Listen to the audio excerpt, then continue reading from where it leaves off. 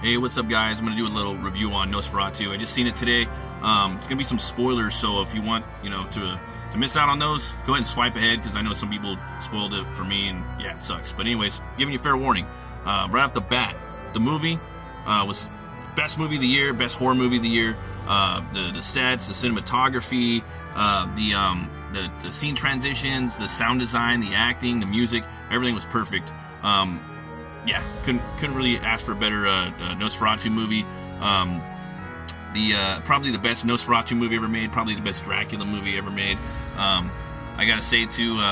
But with that being said, there's some things that are kind of like, oh man, as a kid, these three images right here, man, like they were the most terrifying images of a vampire I've ever seen. I had seen Bram Stoker's Dracula. I thought that movie was cool. Like that's actually my favorite Dracula movie.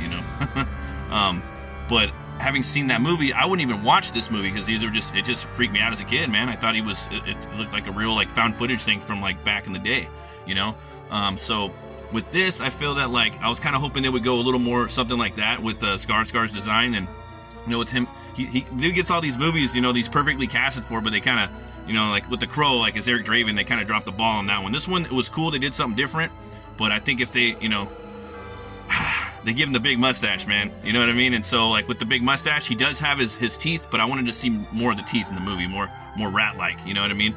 I also think that the eyeballs, too, like, a lot of the time they were black, and I think in the movie, I don't know, they should have been more white, like, kind of in these pictures. Loved what they did with the shadow work in here, though, man. It really reminded me of the old movie. They really played homage to that, but it also made me think of, like, man, what if there was a movie, like, about the shadow, like Lamont Cranston, a famous character that was evergreen at his time. And that's the thing about Dracula and characters like Batman. They're evergreen characters. They're always going to be around. There's always going to be people's takes. And Dracula's probably my favorite character, I think.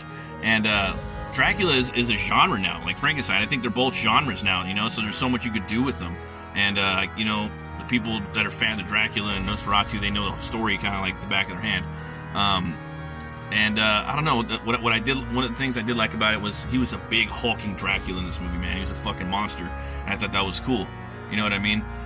Eggers brought authenticity to the movie, and he always does that. He's a historian, but at the same time, he's almost like a low key archaeologist. Like he's moonlighting. No pun intended.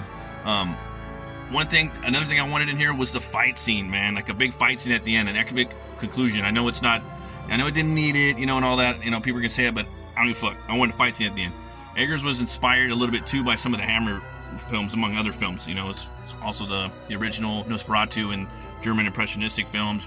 But in those movies, man, like Peter Cushing and Christopher Lee, they go toe to toe. They're not afraid to throw some fisticuffs. So I was kind of hoping that like Nicholas Holt's character and Count Orlok, they would have a little showdown, and maybe Willem Dafoe's Von Franz would have came in too with the finishing blow or something like that. Again, didn't need it, but it would have been cool. I was kind of wanting that, and I think that would have been cool too. The movie was scary though. It was scary as fuck too. It was very original with the scare. I also think that Orlok, he was like realistic. He was like a realistic nobleman. I thought he looked more like Dracula than he did like Orlok. It was a cool design, but he almost felt like a real person. Like a real lived-in person. He was a force of nature as well, but at the same time, he was a